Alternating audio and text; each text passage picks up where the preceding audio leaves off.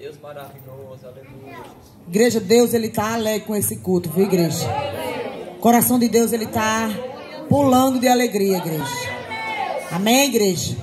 Glória a Deus, se alegra aí, porque Deus, Ele está registrando esse culto lá no calendário dele, lá na agenda, com caneta de ouro, igreja.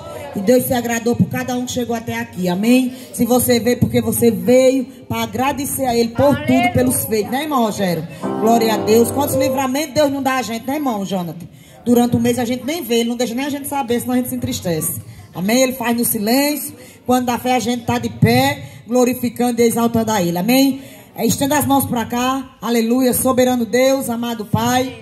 Meu Deus, já louvamos, entoamos o teu nome, já, aleluia, bendizemos, já te agradecemos. Vamos continuar te agradecendo agora com a palavra. Usa teu servo, Pai, que ele desapareça, o Senhor apareça. Meu Pai, revela a tua palavra, meu Pai, conforme o teu querer, o teu coração. Meu Deus, aleluia, que venha, aleluia, ficar na tábua de nossos corações. E no dia seguinte, ó Deus, que nós venhamos colocar em prática. E que tudo venha a ser para a glória e honra do teu nome. Quem crê diz amém. E aplauda Jesus de Nazaré, igreja.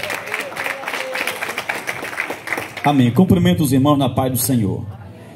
Glória a Deus. Culto de gratidão ou culto de agradecimento, culto de ação de graças, como queiramos chamar.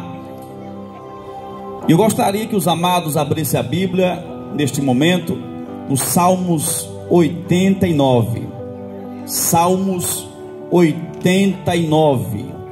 Glórias ao Senhor da glória. Ele está aqui na igreja, porque foi promessa dele, estando algumas pessoas reunidas no nome dele, ele estaria no meio. E o Deus da promessa não falha. Se ele prometeu estar no nosso meio, ele está.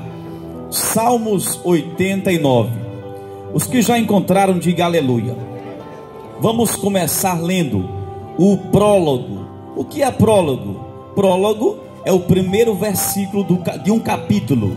Então, assim diz o prólogo, o primeiro verso: as benignidades do Senhor cantarei perpetuamente, com a minha boca manifestarei a tua fidelidade de geração em geração.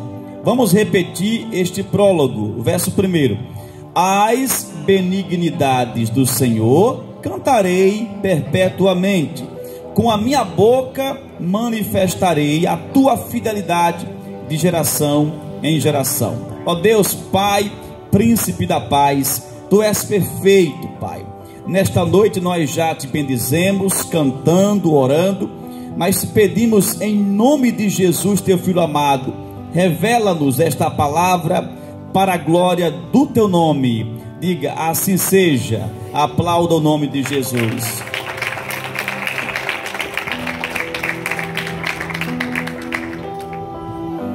Neste culto de gratidão a Deus, esta palavra que está inserida neste verso primeiro do capítulo de Salmos 89, nós podemos detectar algo importante, algo que é externado e é expresso da parte de um homem de Deus, o salmista. Ele está, louvado seja Deus, agradecendo ao Santo de Israel pela benignidade, pela bondade eterna, pela bondade perpétua de Deus. E quando alguém agradece, aleluia, louvado seja Deus, agradece a Deus porque Deus é bom, isso é reconhecer a grandeza de Deus. Já que ele está agradecendo a benignidade de Deus, ele quer dizer assim: eu sou grato a Ele. E nós precisamos entender uma coisa, que para o crente ser grato a Deus, ele tem que inicialmente reconhecer quem é Deus para ele, o que representa Deus para as nossas vidas. O que seria nós sem Deus em nossa estrutura física, em nossa estrutura mental, psicológica e até espiritual, que é o principal? Quem seríamos nós se Deus não estivesse no comando de nossas vidas? Quantas vezes nós acordamos, como se diz, sem rumo na vida, e quando acordamos, escovamos os dentes, e aí começa um novo dia. E talvez alguns aqui tenham se perguntado: mas um dia começa, o que farei hoje? Eu nem sei por onde começar. E aí você fica olhando com os olhos trocados para as paredes, como se as paredes fossem responder alguma coisa. E alguém percebe o seu olhar de confusão e diz assim: alguma coisa, irmão? E você diz: nem sei por onde começar, com tanta correria, com tanta coisa, com tanto compromisso. E logo desperta no seu cérebro algo chamado ideia. E essa ideia não vem de você. Essa ideia, essa luz que acende como a luz mágica, vem do Espírito Santo de Deus. Por quê? Porque Ele está na sua vida, porque Ele está na sua estrutura. E logo que isso acontece, você abre um sorriso, ou até mesmo se alegra, e começa a dizer assim: já sei o que é que eu vou fazer. E aí o seu dia começa bom. Por quê? Porque a ideia que Deus entregou é o suficiente para você começar a andar, para você começar, sabe, a falar, a resolver as coisas no seu dia a dia. E isso vem de Deus. Mas nós não reconhecemos isso. Nós precisamos entender que tudo que você tem vem de Deus. E o salmista, no Salmo 89, ele começa bendizendo a bondade perpétua de Deus. E quando ele diz assim, minha esposa, a bondade perpétua de Deus, isso quer dizer, meu caro pregador, aleluia, irmão Rogério, que ele está dizendo assim: Deus é bom para todos sempre. Deus não é bom só para nós aqui quando estamos na igreja. Deus não é bom só porque um dia Ele entregou uma chave do apartamento, um carro novo, e depois passou 3 anos sem te abençoar com aquilo que você tanto almejava. Ele foi bom e hoje não é mais. Não, Ele é bom perpetuamente.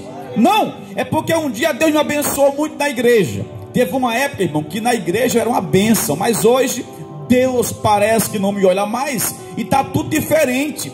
Mas eu quero informar nessa noite que o Deus que te abençoou antigamente é o mesmo Deus bondoso de hoje e de sempre. É que Deus está trabalhando do jeito dele. É que Deus está entregando no prazo dele. Porque Ele sabe quem somos nós, a nossa capacidade, as nossas limitações. E Deus sabe de todas as coisas.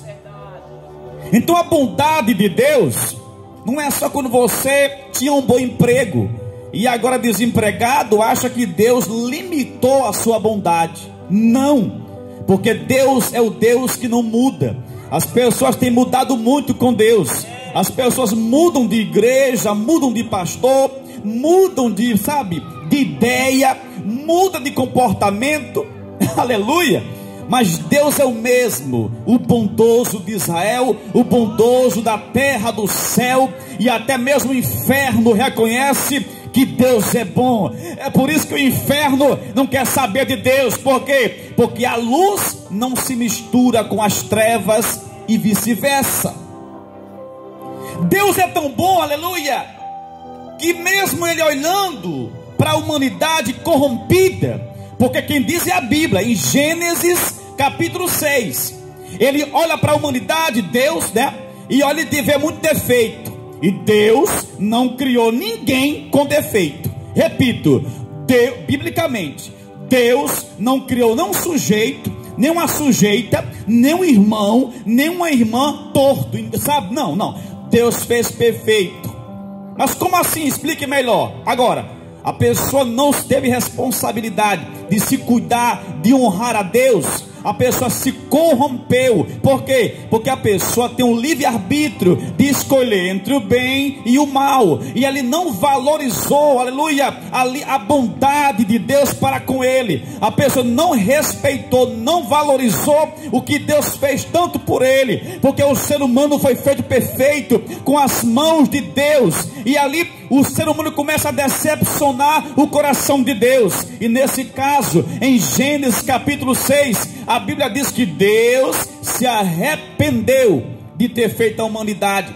Mas quando eu vejo alguém se arrependendo, aleluia, de outra coisa, de uma pessoa, logo vem na minha mente: se ele se arrependeu disso, Ele vai destruir isso, não é verdade? Se alguém se arrependeu de ter comprado um carro, é normal que o ser humano, por ter se arrependido, vá desfazer a troca, ou até botar o carro para frente. Por quê? Porque não quer mais saber do carro, porque o carro é uma bomba, tipo assim, uma bomba. Eu me arrependi, irmão, de ter me casado com este homem. Então, naturalmente, no mundo secular, se separam, se desfaz daquilo que não presta. Eu me arrependi de ter comprado uma casa neste bairro. Então, é natural que o povo da terra mude de bairro, porque nesse bairro é chato. Eu me arrependi. Então vai desfazendo daquilo que não serve, porque se arrependeu. Mas Deus é tão bom, preste atenção, Deus é tão bom, que quando olha para o ser humano, diz assim: eu me arrependo de vocês, eu me arrependo de ter criado vocês. E agora, Deus vai trocar o ser humano por qualquer coisa? Não. E agora Deus vai desfazer daquilo que ele fez e se arrependeu? Não. Por isso que ele é bom. Eu não vou estragar vocês, eu não vou descartar vocês, ainda que eu me arrependo disso, mas eu não vou te abandonar. A Bíblia diz, aleluia, que o povo pecava à torta e à direita, e Deus não descartou nenhuma pessoa. Sabe o que é isso? Bondade perpétua de Deus, bondade, sabe, longânima de Deus. Mas o pecado aumentou, pregador, é verdade. E agora? É agora que Deus, mesmo sendo santo e arrependido de ter criado o ser humano, e a gratidão do povo zero. Como? É taxa zero. Ninguém era grato a Deus. Mas Deus é tão bondoso, que ele olha para os profetas, pregadores, sacerdotes, e diz assim: olha, de hoje em diante, quem errar, quem pecar, aleluia, vocês vão matar muitos animais no lugar, aleluia, dos pecadores. Irmão, isso é muito forte. Cada pecado que alguém praticasse, se fôssemos meditar, a pessoa morreria em função do seu pecado. Mas pela bondade perpétua de Deus, ele diz assim: não, pega um animal do melhor que tem, sem mancha, sem defeito, e mate, sacrifique, porque eu estou colocando o animal para ser morto no lugar do pecador. Isso é que é ser o quê? Bondoso. Isso é que é ter bondade. A Bíblia diz que muitos animais foram mortos. Diz a Escritura Sagrada, no livro de Levítico, livro da lei, capítulo 4, verso 27 e daí por diante, que Deus exigia o melhor animal para ser morto, porque as pessoas estavam pecando muito, e ali não queria matar ninguém. Então o lugar da morte do ser humano seria o animal, porque Deus é bom. A Bíblia diz que isso aconteceu há mais de 2000 anos atrás. Deus enviou o seu Filho unigênito para ser morto pelos pecadores. E isso é que é ser bom. Ainda tem gente que não agradece a Deus, que não é grato a Deus por nada. Ainda tem gente que, se quebrar uma unha, aleluia, fica de mal com Deus. Ainda tem gente, aleluia, que se for cortar o cabelo e o cabeleireiro cortar do jeito que ele não gostou, ele vai brigar com Deus. Ora, Deus não tem nada a ver com isso.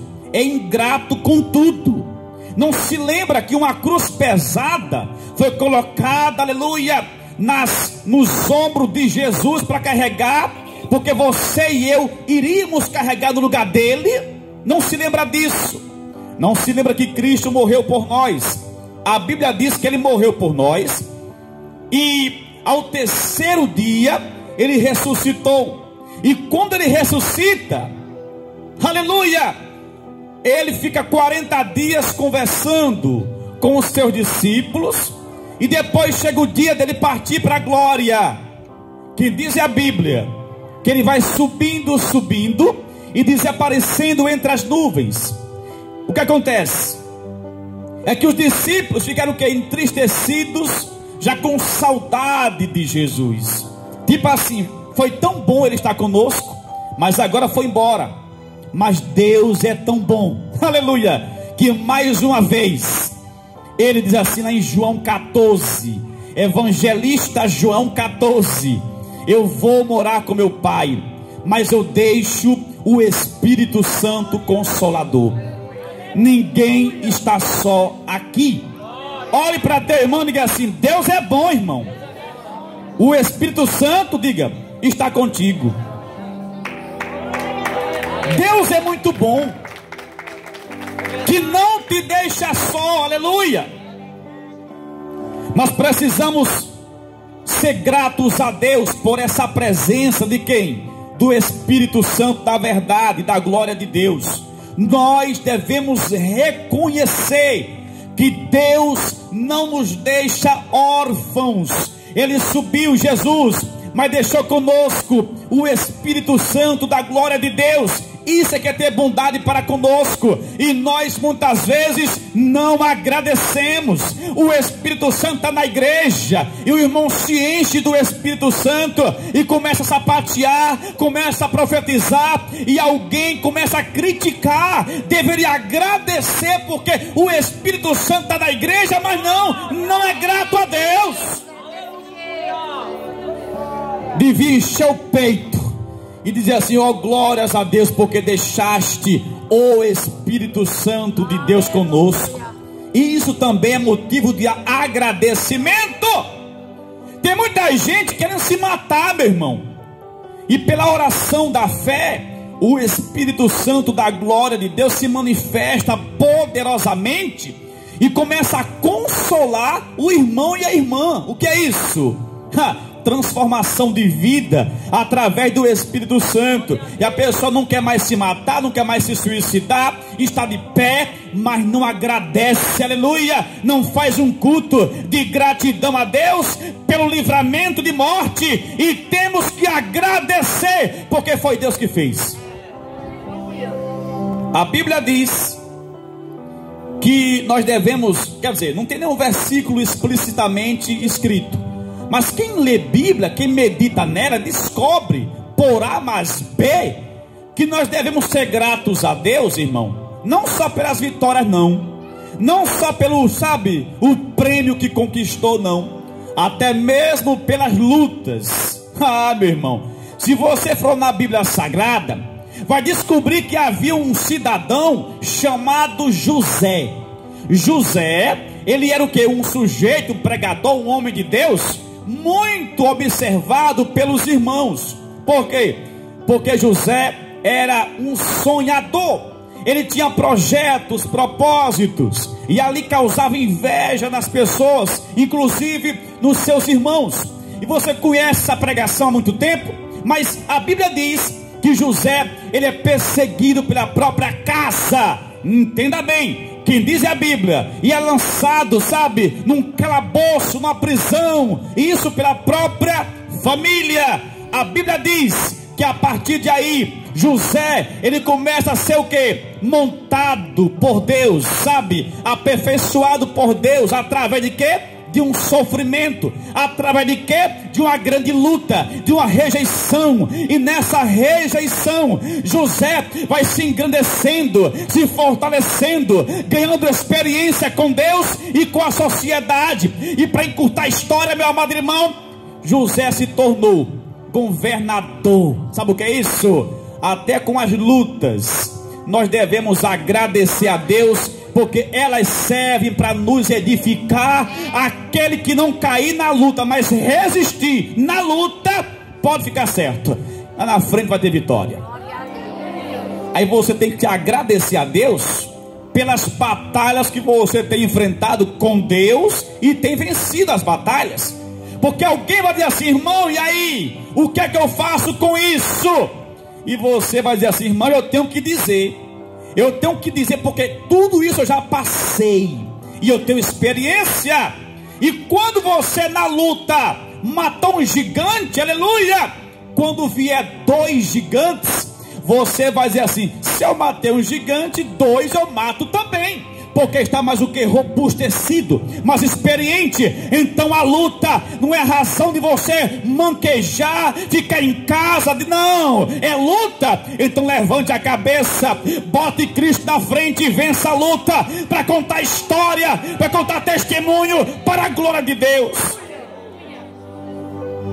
A Bíblia diz que havia Neemias, e Neemias havia, ficado no palácio do rei. Sabe o que é um palácio, irmão? Palácio não é uma casinha de sapê, não. Palácio é uma mansão. Mas Neemias está o quê? Servindo água, chá, bebida para o copeiro, o rei Artaxerxes. Quem diz é a Bíblia, que Neemias é o quê? Ele recebe no seu local de trabalho a sua família. Ele pensava que a família dele ia contar história boa, mas não, é o contrário. E aí, a minha família, a nossa família, Neemias, está só misericórdia. Lá em Jerusalém, derrubaram tudo, os muros já estão por terra, a casa de adoração derrubaram, muita gente morreu, levaram todos para a Babilônia, como cativo da Babilônia, está só misericórdia. E agora? É que eu pedi uma carta de recomendação ao meu amigo, que é o meu patrão, e o proprietário, o patrão Artaxerxes, assinou uma carta de recomendação. Ele levou esta carta, e foi viajando para onde? Para uma grande batalha. Agora, a missão de Neemias era de reedificar, reestruturar os muros de Jerusalém. Uma grande missão muito complicada. Entenda bem uma coisa: ele sai do repouso, ele sai da mordomia, pois ainda que ele fosse apenas um empregado, mas ele estava o quê? De repouso num palácio. Mas sai para o campo para trabalhar como pedreiro, como construtor. Quem diz é a palavra de Deus, que ele está o quê? Organizando o povo, se sentava, fazia reunião, e Deus orientava aquele homem de Deus. A Bíblia diz que quando ele termina, em pouco mais de 50 dias de luta, de construção, ele consegue construir e reedificar todo aquele trabalho. E para encurtar a história, a pregação nessa noite, quem diz é a palavra de Deus, que Neemias, ele é, aleluia, levantado por Deus como governador também. Sabe o que é isso, meu irmão? É que essa luta que Neemias enfrentou serviu para o quê? Exaltação daquele homem. Nós temos que ser gratos a Deus, não só pelo que você recebe, mas por aquilo que levaram de você. Aleluia. Se Deus permitiu, é porque te fazia mal.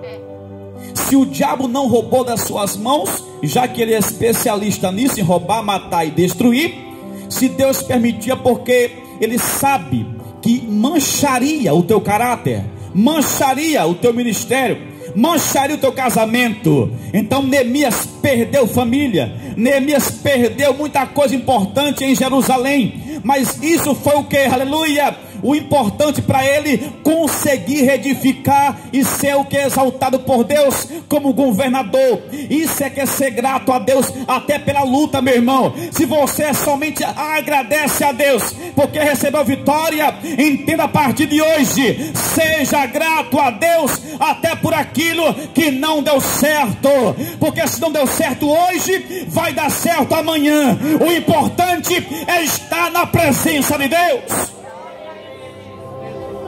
Quantas vezes, aleluia, eu pensei em tanta coisa. Quantas vezes eu pensei em tanta coisa. Quando eu era solteiro, eu investi em muita coisa. Eu perdi pelo menos 12 anos de minha vida com ilusão, com bobagem, sabe? Eu era na verdade um coitado, sabe? Um Zé Ninguém, com pensamentos de inútil, coisas assim que não tinha sentido. Eu perdi o meu tempo, porque estava tudo errado, não dava certo, porque não estava na direção de Deus. Mas estava dando errado, mas para mim era errado, mas para Deus era certo. Porque com Deus é assim, aquilo que não dá certo para as pessoas, para Deus é assim mesmo, porque lá na frente vai dar certo. E temos que ser grato a Deus por isso, porque não está funcionando do jeito que a gente quer, porque é do jeito que Deus quer. E temos que ser grato a Ele. Ah, eu sou grato a Deus, mas o meu carro não é muito bom não, eu queria um melhor. Obrigado, Senhor, mas o mais novo era melhor. Será mesmo? Será que mais novo você ficaria mais soberbo? Será que mais novo você ficaria mais veloz na direção? Será que você, ficando com um carrinho velho, no Espírito Santo, aleluia, tocaria em você para orar mais, dizendo assim: ore mais que eu te dou um carro melhor?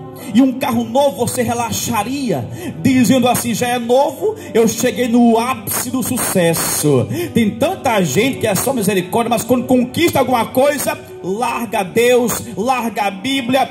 Quando o crente, meu irmão, aleluia, ele quer conquistar, aleluia, alguma coisa, ele começa a ser crente mesmo, ele começa a se consagrar, e tudo é amém, Jesus, obrigado, Senhor. Mas tem uns deles que quando conquista alguma coisa, esquece de ser grato a Deus. E Deus sabe a quem entrega, porque Deus conhece muitas das coisas. Algumas pessoas não estão entendendo o mistério, mas Deus quer o seu melhor. Deus quer o seu melhor.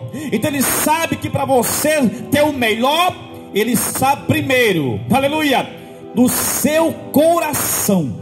Ele sonda o coração das pessoas e quer saber se a pessoa vai agradecer a Ele por tudo que acontece, que recebe da parte de Deus. Amém? Aplauda Jesus.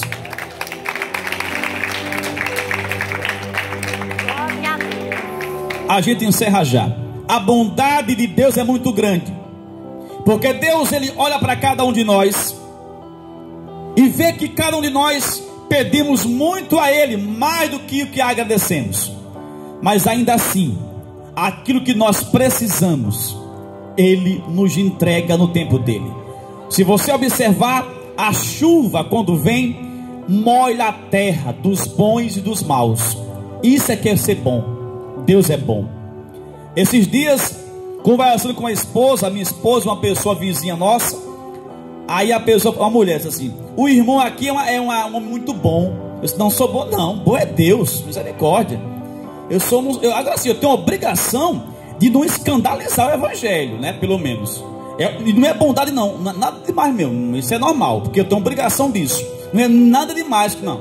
Todos nós temos uma obrigação na igreja de não escandalizar o evangelho e de ser grato a Deus por tudo, até por aquilo que nós não entendemos. Por quê?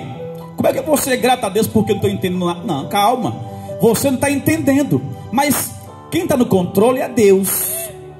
Então, se Ele controla tudo e não está entendendo nada, mas Deus entende tudo, diga assim: ah, Senhor, não estou compreendendo nada hoje, mas como eu sei que o Senhor quer o meu melhor, obrigado por não entender mesmo assim, porque eu creio que o Senhor quer me ver bem.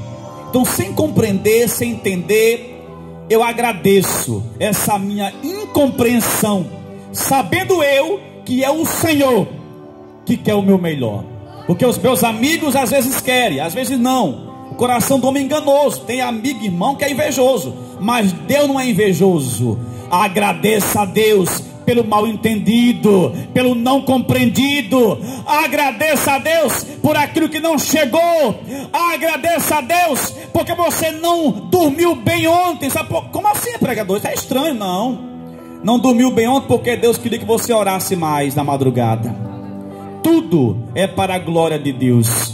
Tudo vem de Deus. Agradeça a Deus porque não deu certo ainda, aleluia, aquele negócio, porque Deus sabe o dia e a hora. Agradeça a Deus porque na sua casa, aleluia, não tem tudo que você quer.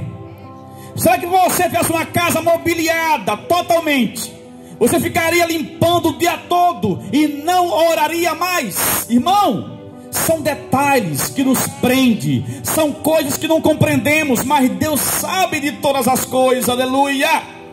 Tem gente que ora por alguém a vida toda. A pessoa tem 30 anos e alguém ora por ele e a pessoa não se converte.